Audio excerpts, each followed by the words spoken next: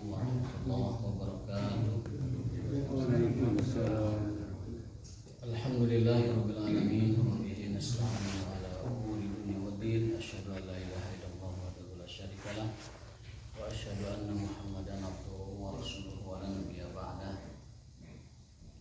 Adal amanah wa balagha risalah wa nasaha ummah wa jahada billahi haqqa jihadi hatta atahul yaqin. Tarakana 'alal mahajjatil bayda wa laylaha kanahariha la yazigu anha illa halik. Allahumma shalli wa sallim ala nabiyyina Muhammadin wa alihi wa sahbihi wa sallim. Allahumma subhanaka la ilma lana illa ma 'allamtana wa 'allimna ma yanfa'una wa zidna ilman. Allahumma rabbana atina fid dunya hasanah wa fil akhirati hasanah wa qina adzabannar. Amin ya rabbal alamin.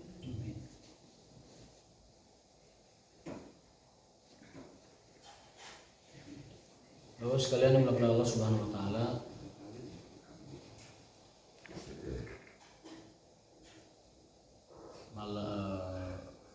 pagi ini kita akan melanjutkan kajian kitab Riyadhus Shalihin, kitab yang paling populer dalam hal hadis-hadis akhlak dan juga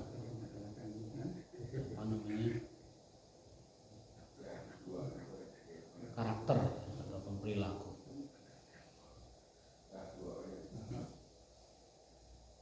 Hadis nomor 3 ini masih berkenaan dengan niat,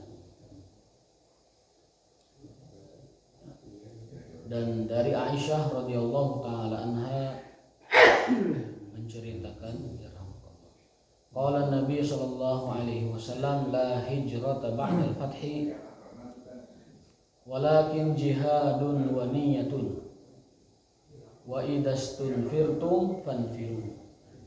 Muttafaqun alaih. Hadis ini berkenaan dengan kaitan antara jihad dengan niat. Jadi kalau tidak ada ibadah jihad, maka yang harus kita lakukan adalah niat untuk berjihad. Jangan sampai dalam hati kita tidak ada sama sekali niat untuk berjihad. Apa maksudnya? Harus ada dalam hati kita semangat untuk membela agama. Karena kalau hidup kita tidak dipersembahkan atau tidak untuk membela agama, lantas apa nilai hidup kita? Ngan seukur numpang dahar jeung sare. Kalau hidup kita, kalau nyawa kita, kalau harta kita tidak diperuntukkan untuk membela agama, maka tidak ada nilainya hidup kita. Itu yang harus digarisbawahi. Kalau tidak memperjuangkan agama, tidak membela agama, tidak memenangkan agama, maka hidup kita tidak ada nilainya. Dan kita berharga jika kita punya jasa kepada agama kita. Kita bernilai kalau kita punya jasa atau andil menolong agama kita. Apapun yang kita bisa lakukan semampu kita.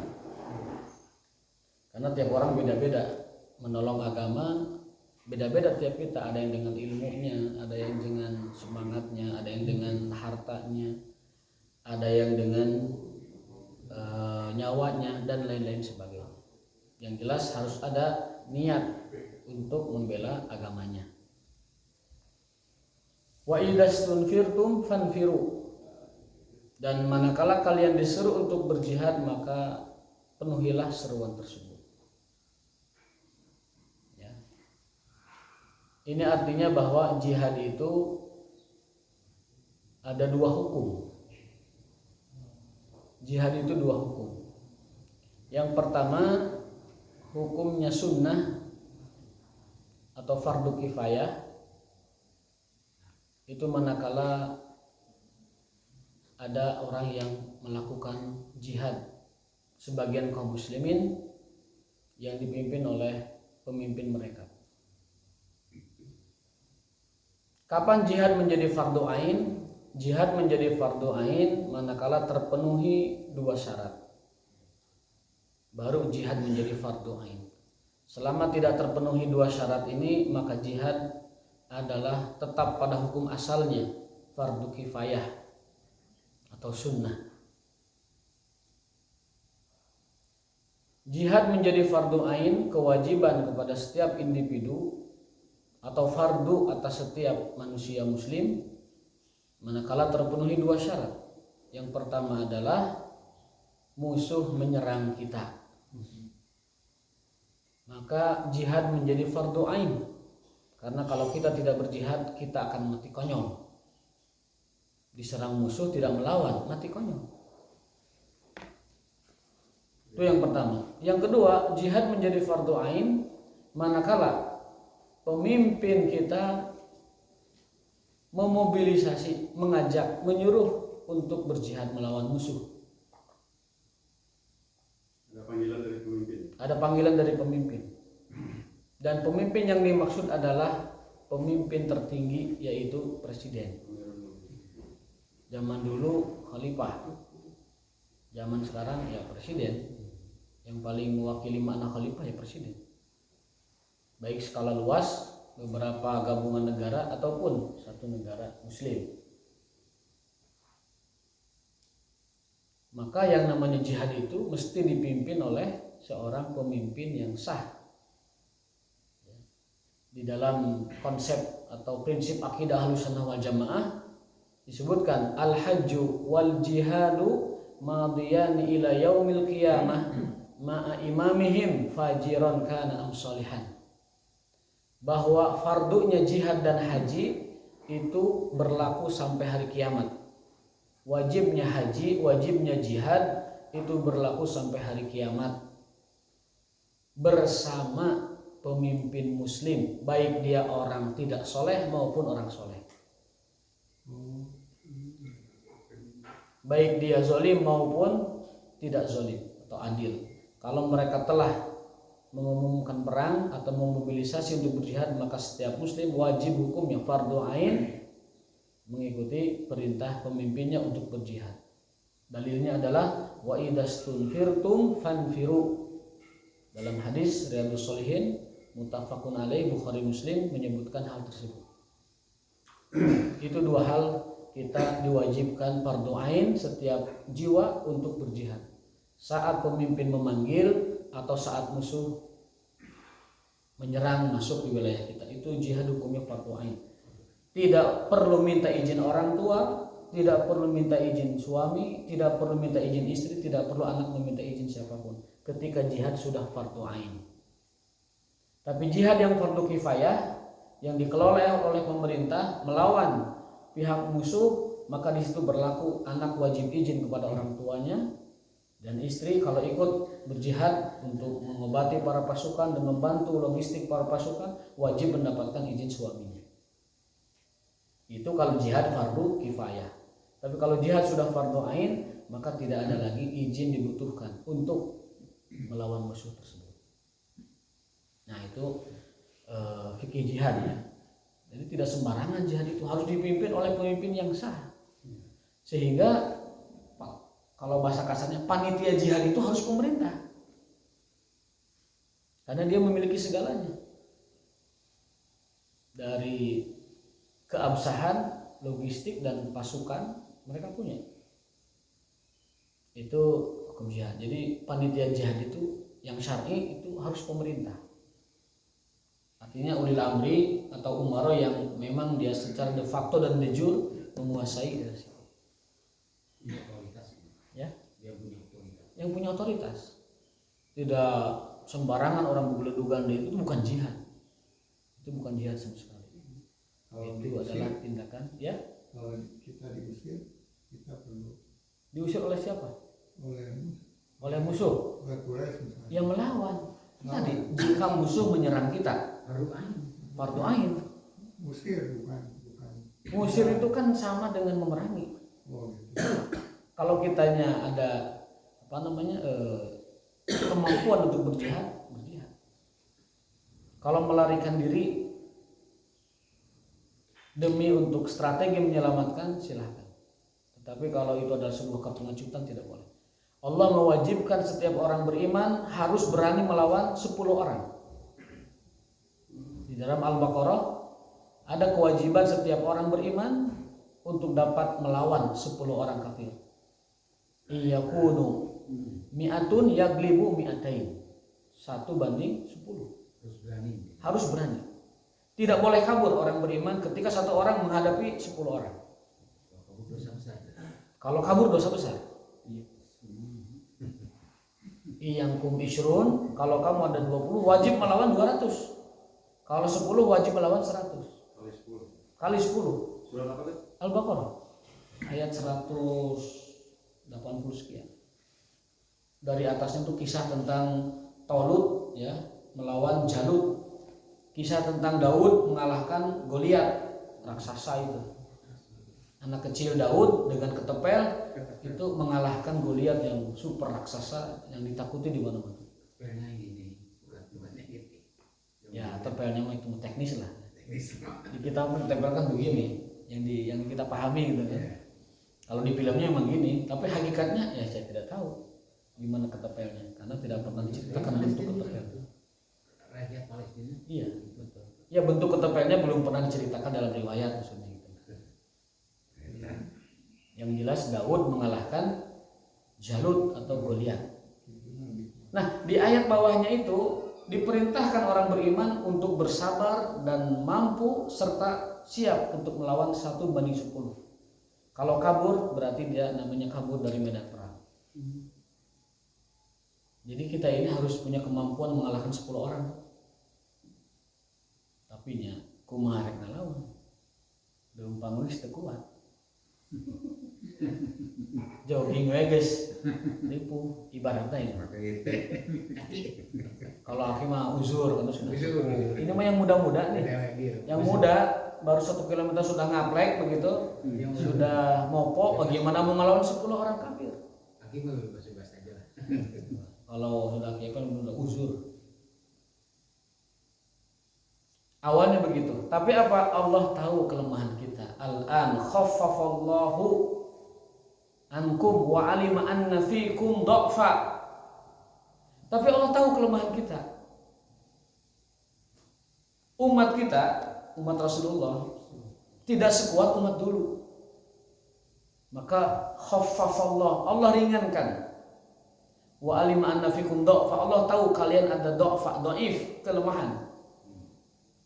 Maka diturunkan standarnya. Iyakum mi'atun yaglibu mi'atain, dah 1 banding 2 aja lah.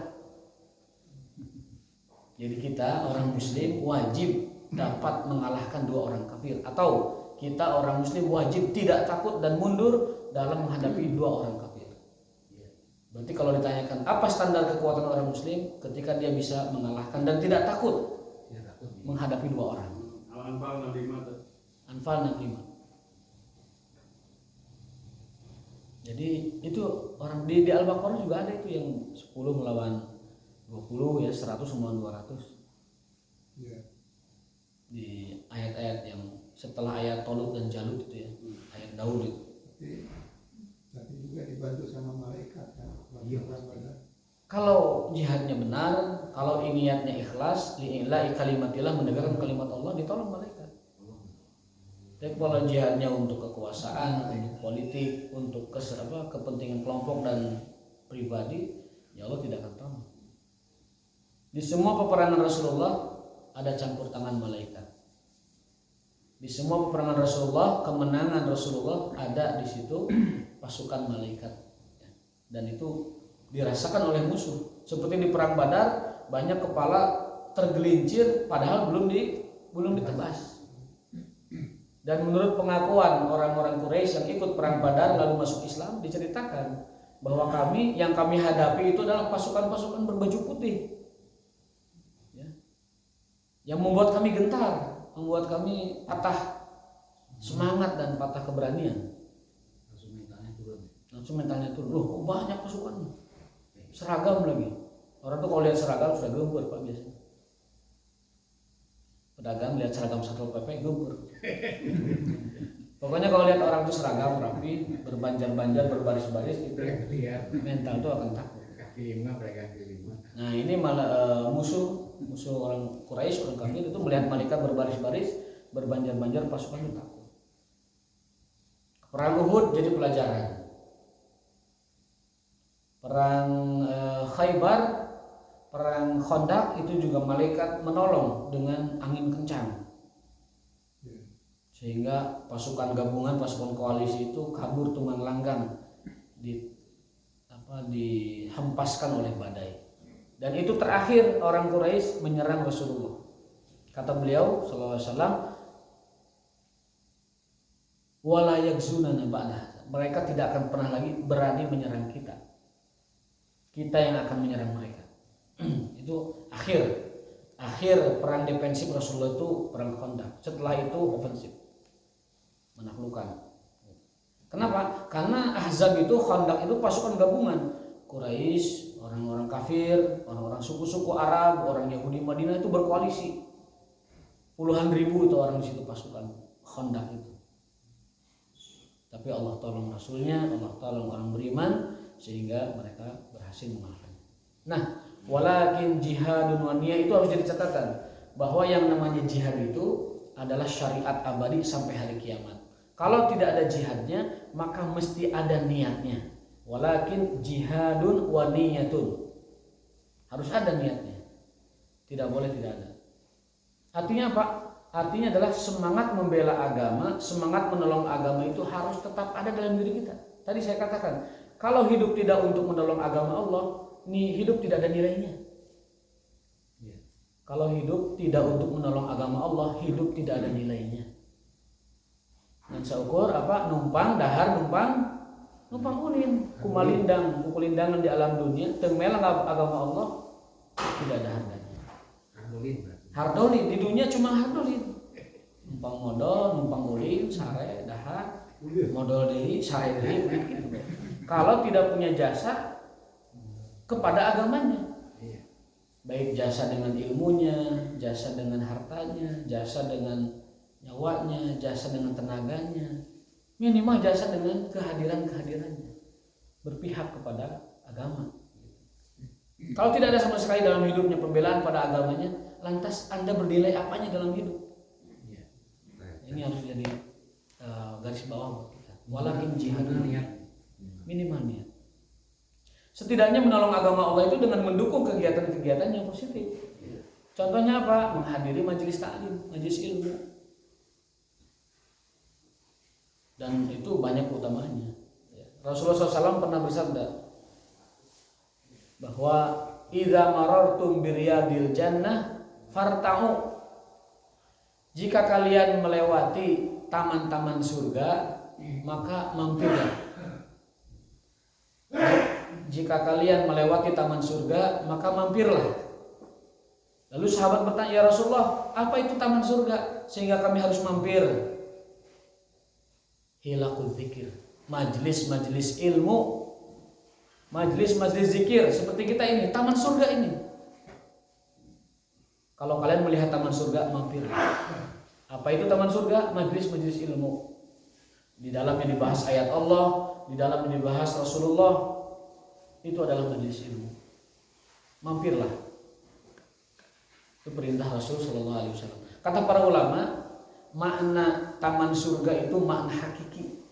Artinya memang ini adalah taman surga. Namun kita tidak bisa melihatnya. Samping saya ini bidadari, ayah opatan ini. Cuman kita tidak bisa melihatnya. Sekedap nih, sekedap.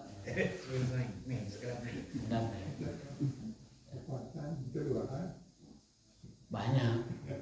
Ini mah ibarat saja.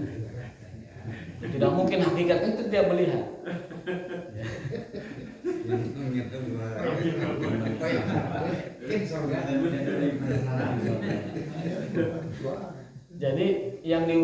Jadi ucapan Rasul itu ucapan benar-benar hakikat bahwa majelis ilmu itu taman surga. Kalau kita diberikan kemampuan melihat ini adalah taman surga, maka kita akan melihat keindahannya. Cuman kita dibatasi tidak melihatnya. Kata para ulama, maksud taman surga itu taman beneran. Cuman kita tidak bisa melihatnya.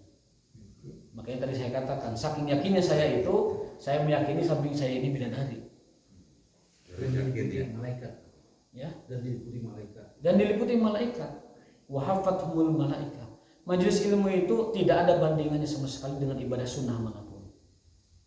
Tolong datangkan kepada saya ada amalan ibadah sunnah yang dapat mengalahkan thalabul ilmi. Enggak ada. Ibadah sunnah ya. Tidak ada satu amalan sunnah apapun, tidak ada satu ibadah sunnah manapun yang dapat mengalahkan keutamaan mencari ilmu. Ilmu agama yang saya maksud. Bahkan Imam Malik sampai mengatakan, bagiku belajar 1 jam lebih aku sukai daripada sholat sunnah 1000 rakaat. Kata Abu Hurairah dan Umar bin Khattab dalam kitab Kifayatul Akhyar menyebutkan, bagiku belajar 1 saat 1 jam kalau hitungan sekarang lebih aku sukai dan lebih afdal daripada ibadah sunnah 1 tahun. Saking penting dan besarnya faidah fadilah thalabul ilm. Meskipun dia adalah sunnah tapi faridah. Thalabul ilmi faridatun ala kulli muslim. Dalam riwayat yang banyak itu, menuntut ilmu adalah sebuah faridah. Maka jangan pernah tinggalkan walaupun 1 hari kelewat tidak thalabul ilmi. Baik thalabul ilmi fardiyah, infiradi, mengkaji, menelaah. Tapi menelaah juga jangan seenaknya. Harus ada panduan. Kalau tafsir pakai tafsir yang muktabar. Kalau hadis pakai syarah. Jangan mengartikan langsung. Kenapa? Kalau kita artikan langsung babaladas. Qur'ana sangeunahna. Kemudian dengan akal pikirannya padahal tidak sampai akal pikirannya dan lain-lain sebagainya. Nah, jadi di antara cara kita menolong agama Allah itu adalah memakmurkan majelis-majelis ilmunya. Dan Rasul menyebutkan majelis ilmu itu adalah taman-taman surga. Maka kita sekarang ada di taman surga. Kata para ulama itu mana hakikat sebenarnya, namun kita tidak bisa melihatnya. Ya, mudah-mudahan. Kenapa kita bisa tenang di thalabul ilmi? Ya karena itu taman surga. Nazalat alaihimus sakinah. Allah akan berikan ketenangan bagi orang yang thalabul ilmi. Wa ghasyiyatuhumur rahmah. Allah curahkan rahmatnya kepada thalabul ilmi. Wa hafathumul malaikah. Allah naungkan kepada mereka malaikat yang berputar-putar mengelilingi mereka, membentangkan sayapnya. Innal malaikata la tadau ajnihataha ridwan bima talab. Malaikat membentangkan sayapnya, memberi karpet merah kepada orang-orang beriman yang thalabul ilmi. Bukan sekedar beriman tapi thalabul ilmi. Kenapa? Ridwan bima yatlub, karena mereka senang dengan apa yang mereka lakukan, yaitu thalabul ilmi. Dan yang keempat, wa zakarahumullah fiman indah. Allah sebutkan nama kita satu persatu di penduduk langit dan bumi. Fulan bin fulan thalabul ilmi, fulan bin fulan, fulan bin fulan disebutkan. Allah yang menyebutkannya. Wa zakarahumullah, Allah sebutkan ya, fiman indahu, di antara orang-orang kekasihnya. Kurang apa coba itu motivasi Rasulullah untuk thalabul ilmi? Sakinah dapat, rahmah dapat, maghfirah dapat, malaikat dapat, disebut juga oleh Allah, dibanggakan di seluruh hamba-hambanya yang soleh. Masya Allah, tidak ada alasan kita tidak semangat thalabul ilmu. Minimal setiap hari ada ilmu yang bertambah, baik fardiyah, infiradi maupun jamaiyah seperti ta'lim. Tapi tentunya keberkahan berjamaah lebih besar daripada keberkahan sendiri. Jangan belajar agama dari madrasah YouTubiah. Kalau nemu ilmu di madrasah YouTubiah, tanyakan kepada ustadz yang muktamad. Tanyakan pada ustadz yang dapat dipercaya, betul nggak yang saya dengar di YouTube? Jangan ditelan langsung. Jangan ditelan langsung. Nanti kesananya akan kacau. Terutama dalam perkara akidah dan lain-lain sebagainya.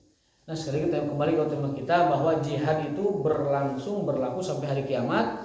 Kalaupun tidak ada jihad di tempatnya, niat harus ada. Dan sebagai tambahan dalam kitab Fathul Mu'in, ternyata jihad itu ada 4 cakupannya. Yang pertama adalah jihadul quwah, itu jihad militer, panitianya harus negara. Yang kedua adalah jihadul ilmi, jihad ilmu. Sekarang kita sedang jihad ilmu ini, nahan ngantuk, nahan tiris, nahan cangkel. Da ari diuk di majelis ilmu mah saur Kiai Jaidun MJ oge ku jurig teh dibagi dihalangi ku 3 hal cenah. Orang kalau duduk majelis ilmu dihalangi ku 3 hal. Hiji jarum, 2 tarigu cenah. Anu katiluna saya lupa lagi. Kenapa jarum? Supaya ditusuk itu pantatnya tidak betah duduk. Nu kadua tipung di auran tipung matana meh duduh. Itu kata Pak Kiai Jaidun MJ tidak menyebutkan sumbernya, tapi itu secara makna itu kena itu. Orang yang duduk majelis ilmu itu oleh jin dikasih 3 hal. Tarigu, jarum, saya lupa satunya. Supaya betah. Bujur seengan tadi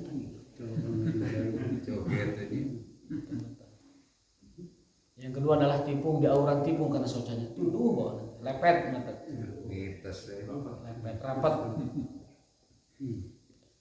Nah itu godaan. Maka melawannya adalah jihad. Kata Mu'adz bin Jabal, orang duduk thalabul ilmi itu duduknya adalah ibadah. Sabarnya adalah jihad, ribat. Dan waktu yang berlangsungnya adalah keberkahan. Berkah, jihad dan ibadah. Bagi orang yang sabar thalabul ilmi. Ya, walaupun sambil terkantuk-kantuk enggak apa-apalah. Ya, walaupun sambil enggak apa-apa. Yang penting dia hadir dalam majelis ilmu dan mudah-mudahan sih menyerap ilmunya. Kalau tidak ya pulang ke rumah dengan mau barokah full tapi temu ilmu gitu. Enggak apa-apa tapi ya belum sempurna. Jihad militer jihad ilmu tuh sama lagi. Ya. Jihad militer. Yang ke berapa itu? 3. Yang ketiga jihadus sihah. Jihad menyelamatkan nyawa orang lewat kesehatan. Para dokter, para mantri, para herbalis dan lain sebagainya yang berjuang di medan kesehatan itu adalah jihad nomor 3. Dan yang terakhir jihadul mal. Orang yang bergerak di bidang ekonomi, memberdayakan umat, membantu menyelamatkan umat dari keterpurukan ekonomi, karena kefakiran adalah gerbang terdekat menuju kekafiran. Fakir itu satu langkah untuk kafir. Kata siapa? Kata Sayyidina Ali bin Abi Thalib, kadal faqru an yakuna kufran. Hampir-hampir saja kefakiran itu menjadikan orang kufur atau kafir kepada Allah Subhanahu wa taala. Di pasihan Indomie sadus pindah agama, dikasih fasilitas kesehatan dirawat pada sakit anaknya pindah agama, dikasih bantuan beras pindah agama. Itu nyata. Kadal faqru ayyakuna kufran. Orang-orang fakir lebih dekat kepada kekafiran dibanding orang-orang kaya. Maka itu menjadi jihad, ladang jihad kalau kita bisa menyelamatkan umat terhindar dari kekufuran dan kemurtadan dari usaha ekonomi kita. Dan juga orang yang berjihad di bidang ekonomi itu dia menyelamatkan kehidupan banyak orang. Berapa banyak mulut yang diselamatkan karena dari kelaparan, betapa banyak keluarga yang diberi makan oleh orang yang bekerja di tempat itu. Itu jihadul mal, jihad ekonomi. Maka ketika kita bisnis, jadikan itu semangatnya semangat jihad. Ada buku itu menjadi filosofi kemajuan Cina, menjadi filosofi kebangkitan, kemajuan dan kehegemonian Cina dalam ekonomi. Saya pernah baca bukunya, dikasih oleh seorang pengusaha di Depok. Judul bukunya Sun Tzu, The Art of War, seni perang. Nah, Cina itu menjadikan bisnis itu perang. Artinya apa? Ada mata-matanya bisnis itu. Ada tim advance yang dikirim. Ada tentu kalau analisa SWOT udah pasti. Dan jadi bisnisnya itu dianggap perang gitu. Dan ada pengusaha muslim yang menerapkan teori ini bahwa ini kita sedang jihad ekonomi dan berhasil di situ. Jadi tidak hanya sekedar untuk mencari untung, tidak hanya untuk sekedar melanjutkan kehidupan, tetapi sebagai ini ladang jihad ekonomi saya. Bisnis adalah jihad. Camkan baik-baik itu, bisnis adalah jihad. Satu, jihad menolong banyak orang supaya tidak lapar. Yang kedua, jihad membangunkan atau memajukan umat agama kita lewat hartanya. Jago karyanya yang begitu. Jago karya bisnis enggak ya? Iya, dia membantu memberikan modal. Ya, itu bagian dari jihad al-mal, jihad hartanya. Berikutnya adalah hadis nomor 4, tadi nomor 3 ya, ini nomor 4. Ini semacam motivasi atau penyemangat bagi orang yang punya amalan andalan.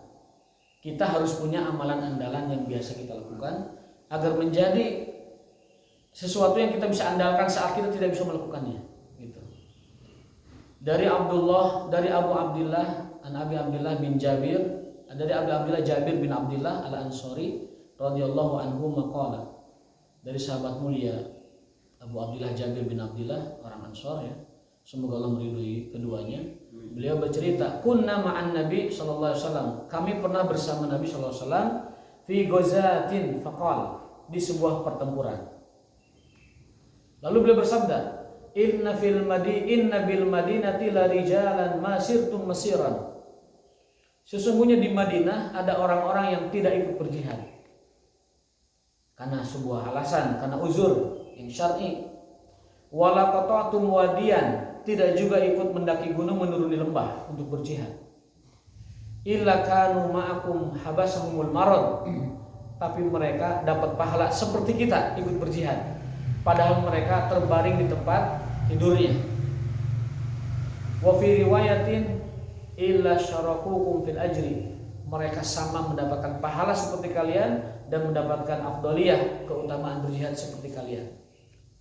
Hadis ini adalah dalil bahwa kalau kita biasa melakukan sebuah ibadah lalu kita tidak bisa melakukannya karena alasan, Allah masih mencatat pahalanya.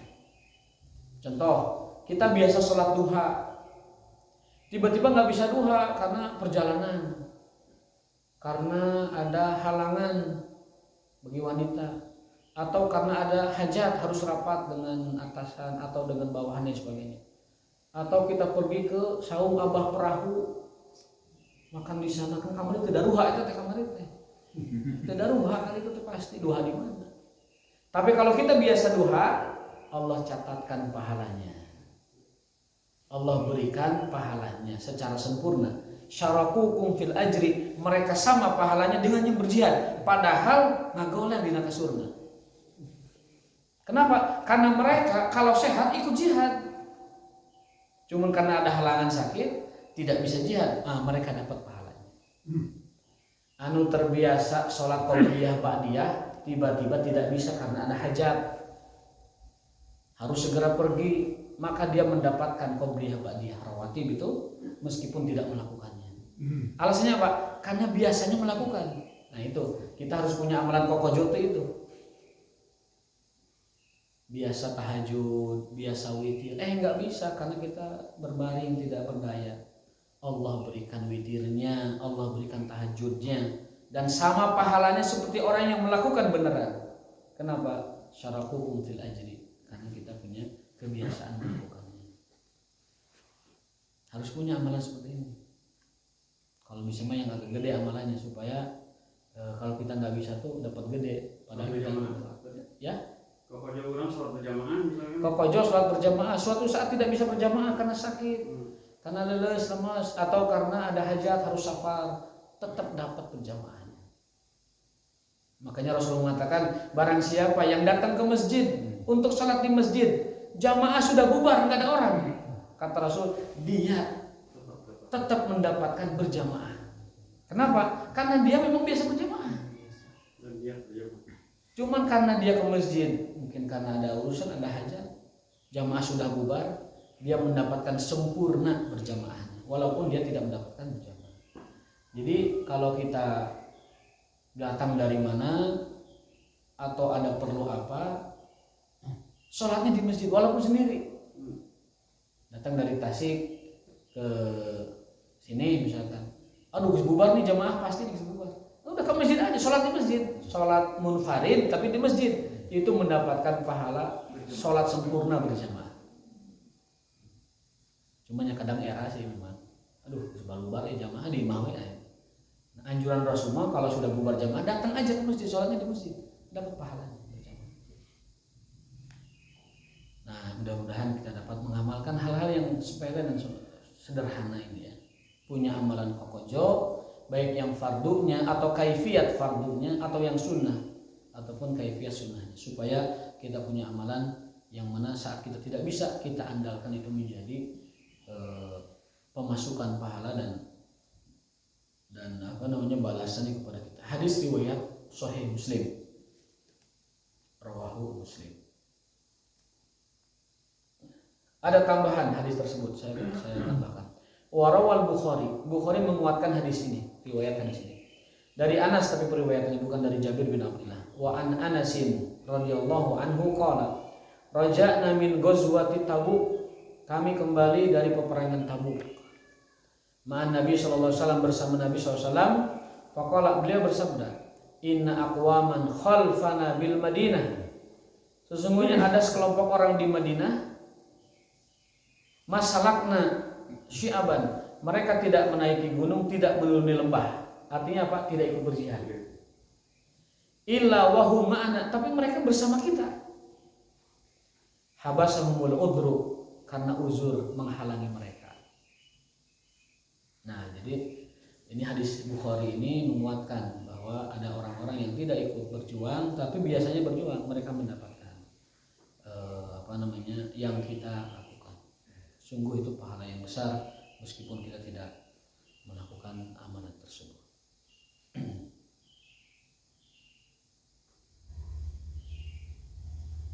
Nah, hadis itu satu lagi ya, tadi baru 2 hadis, satu lagi adalah nomor 5 kita lewat karena hampir sama maknanya. Nomor 6 apaan? Tadi nomor 5 nomor 6.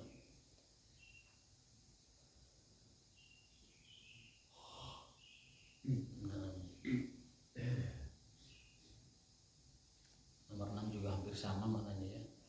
Tentang hijrah kita lewat saja. Nomor 8 tentang berjihad. Apa definisi jihad? Jihad itu definisinya adalah orang yang berjuang untuk menegakkan kalimat Allah. Karena Rasul ditanya, anir rajul yuqatil syaja'atan. Ada orang yang berjuang untuk disebut pahlawan, untuk disebut pemberani, untuk disebut pejuang, patriot. Wa yuqatil hamiyatan. Ada juga orang yang berjuang untuk hamiyah, semangat kesukuan dan kebangsaan, nasionalisme. Wa yuqatil riya'an. Ada juga orang yang berjuang ingin tadi riya. Ayyudzalika fisabilillah. Ya Rasul, mana yang semua itu yang disebut sabilillah itu apa? Kan al-jihadu fisabilillah. Ada pengikatnya, al-jihadu fisabilillah. Ada pengikatnya. Faqala Rasulullah SAW, man qatala litakuna kalimatullahi al-ulya fahuwa fisabilillah. Yang dimaksud jihad fisabilillah adalah orang yang berjihad tujuannya adalah untuk menegakkan kalimat Allah. Litakuna kalimatullahi al-ulya, meninggikan kalimat Allah, meninggikan agama Allah, itu yang namanya jihad. Makanya kalau kita ingin mendapatkan pahala syahid, pahala jihad, niatkan itu untuk Allah. Maaf, kalau di kita kadang-kadang wajib kan jihad itu dengan bersungguh-sungguh. Kan ada kata jihada, yujahidu jihadan, ya. Istihada yastahidu istihadan. Itu kadang-kadang dicampur adukan Ustaz. Jihad itu dari kata jahada yujahidu. Masdarnya 2 bentuk. Bisa masdar jihadun, bisa masdar mujahadatun. Wazannya itu fa'ala yufa'ilu fi'alan wa mufa'alatan. Masdarnya 2 bentuk. Kalau istihada? Kalau ijtihada itu bersungguh-sungguh. Bersungguh-sungguh. Kalau jihad itu berjuang. Jihad itu berjuang. Kalau ijtihada itu bersungguh-sungguh. Bersungguh-sungguh. Dan ada perbedaan makna sedikit. Kalau jihad itu pengorbanan, dan yang diinginkannya hanya Allah Subhanahu wa taala. Kalau ijtihada dia lebih umum. ijtihad fi dirasah, ijtihad fi talab rizki, ijtihad di dalam segala macam. Tapi kalau jihad itu lebih kuat daripada ijtihad. Ada orang yang alergi dengan kata jihad, merubahnya dengan mujahadah. Ya boleh-boleh saja secara makna, tetapi istilah syar'inya nggak kena. Istilah syar'inya tidak, mustalah syar'inya tidak kena. Jadi sekali lagi bagi orang yang ingin mendapatkan pahala syahid sambil dia berjuang membela negaranya, niatnya karena Allah. Jangan ingin disebut pahlawan, jangan ingin disebut patriot, jangan ingin disebut pejuang. Kalau itu yang dia inginkan, maka dia hanya mendapatkan itu, tidak mendapatkan lebihnya. Niatkan karena Allah. Membela tanah air, niatnya karena Allah. Karena membela tanah air hukumnya jihad, hukumnya syahid kalau meninggal dunia. Barang siapa yang mati gugur membela hartanya, membela tanahnya, membela kehormatannya, itu syahid, jihad. Tapi niatnya karena Allah. Jangan karena ingin disebut pahlawan pejuang. Kalau ingin disebut pahlawan, maka dia hanya mendapatkan penghargaan dunia saja, tapi tidak mendapatkan pahala di akhirat.